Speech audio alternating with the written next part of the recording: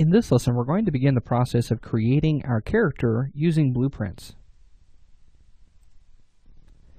Alright, so welcome to Volume 3. In this volume, we're going to be talking about how to add interactivity to your games. The first thing that we'll need to do whenever we're trying to create interactivity to our games is we need to have some sort of player game object that will allow the player to move around in our world. Now, up to this point, we've just been hitting play by coming up here to the top and hitting play, and we can move around and we can use the W, A, S, and D keys, but it allows us to just kind of do this fly-through type of thing, and I don't really like that. I want to be able to place my player in here and allow them to kind of search around through the level. So let's go ahead and hit Escape or Shift F1 to exit out of that, and then you'll need to go up to this and hit Stop. Let me just show you what that looks like really quickly, just in case you're stuck there, because sometimes Escape doesn't work. So hold Shift, hit F1, go up and hit Stop. There we go. Alright, so to get started with this, first thing we need to do is we need to create a blueprint.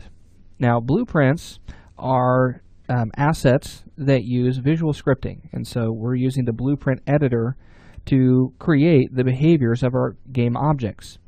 So the first thing we need to do is go ahead and create a folder. Let's go ahead and select our game folder. We're going to go up to New and Folder. Let's call this DT_blueprints and hit Enter. Then left click on that blueprints folder, and then we're going to go up to New and we'll create a new blueprint. Now it's going to bring up a dialog box asking us to pick a parent class, and depending on what kind of blueprint or object you're going to be working with, you need to pick the correct class for that. So if you're creating an object that the player is just simply going to interact with, you might use the actor class. But in our case, we want to create a character. We're going to go ahead and use the character here. Now, this is going to be a character that will actually walk around. If you're using something that the player can possess, like maybe a vehicle or something like that, you may want to go ahead and choose like a pawn. But in our case, we're going to use character. Now we need to give this a name, so we're going to call this BP for blueprint _ my character. Hit Enter on that.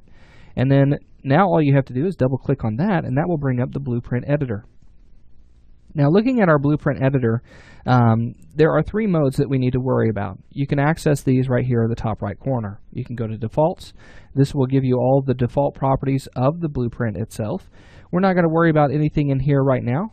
This will give us information about our character, so we could do things like adding a skeletal mesh to where we can actually see the 3D object. We can add in our animations for this.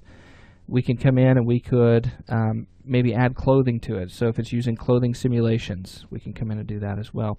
And then you might want to set up your mesh collisions and things like that. But right now we're just going to be using the generic capsule collision for this. So we're going to leave everything set to default on our defaults properties. So let's go ahead and go to components. Now components is what makes up our character. So the first thing that we need to do is we need to add a component to this. We want to add a camera to this so that way we can control the look rotation of the character. So let's add a component to this. So we'll just simply come up here to say add component, and then you should see camera. Now whenever that comes in, you'll want to go ahead and move this around. But let's first give it a name. Let's call this first person camera. So FP camera. We'll go ahead and we'll position this. Okay, so we'll put this up. We'll just move it around. And then you can reposition this however you see fit, but I think right here will be just fine. So you want to be able to put that in the viewport. Now, if you have a static mesh, let's say you've got some first-person arms that you're going to be using for your character, you'll want to reposition this camera to fit the final look that you want for that. So just to kind of give you an idea of what that looks like. So that's how we can add a component to this blueprint object. Now, beyond that, let's go ahead and go to Graph. Now, it's important for me to note this really quickly. What we're working with, what kind of blueprint we're working with here, is called a class blueprint. This is new to Unreal Engine 4, and it's very, very handy. I love it.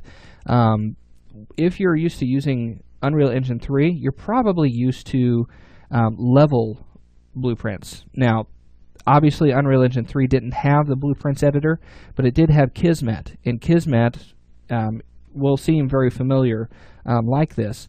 However, Kismet was just strictly level-based. Okay, now we still have level blueprints in this, but I just wanted to point out that this is called a class blueprint.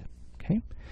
All right, so let's go ahead and go over to our graph. Now in the graph, this is where we can place our nodes like events or functions, and we can place these in our graph here, and we can string them together or wire them together to create certain behaviors on our object. So the first thing that we want to do is we want to talk about how to add an event to this. This can be done by simply going over to your favorites, and you can choose an event, which is denoted by this icon here, or you can choose a function, which is denoted by this icon. Now there are going to be two different colors for functions. You'll have a green and you'll have a blue. Okay, I just don't want you to get confused by that. You can see that all here. Now they all have a very specific color coding and they'll do different things, but we're going to just kind of hold back on that. We don't want to get too deep into the reasoning for all of that. We actually have a course, Introduction to Blueprints, if you want to check that out and find out more about using the Blueprints editor. Okay, so let's go ahead and bring in an event. If we left click from our favorites and we drag that in here, you'll see that event node has been popped in.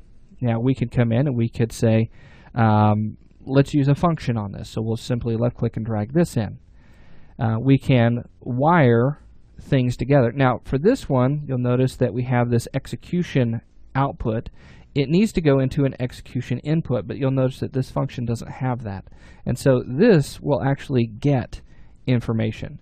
So we want to use one of these blues. Let's go ahead and say, let's get all actors of class. So here you can see that we have these execution outputs and inputs, and those can actually go together.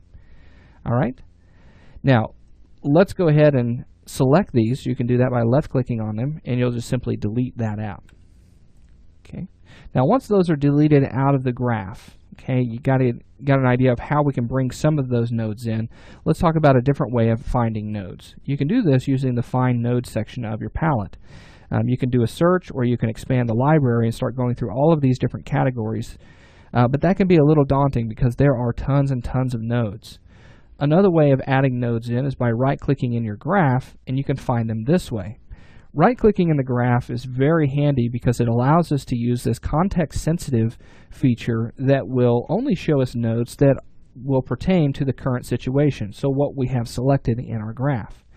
So I can actually come in and type in something like input, and this will allow me to get input from maybe a touch device or something like that. And then I can just simply left-click and drag this, or actually just left-click on it. It'll drop it right into the scene or into the graph here.